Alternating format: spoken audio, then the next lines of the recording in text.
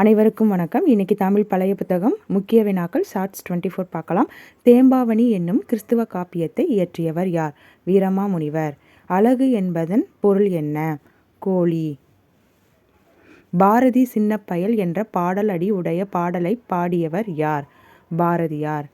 திருவள்ளுவ மாலையில் உள்ள பாடல்களின் எண்ணிக்கை 55.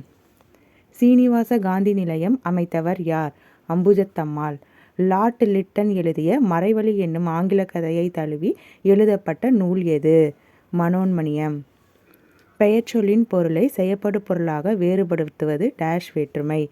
இரண்டாம் வேற்றுமை. பரம்பு மலையில் நடந்த விழாவில் முடியரசனுக்கு கவியரசு பட்டம் கொடுத்தவர் யார்? குன்றக்குடி அடிகளார். பாடநூலின் முன்னோடி என்று அழைக்கப்படுபவர் யார்? ஜி.யு. போப். கலரும் என்பதன் பொருள் பேசும். Okay, thank you friends.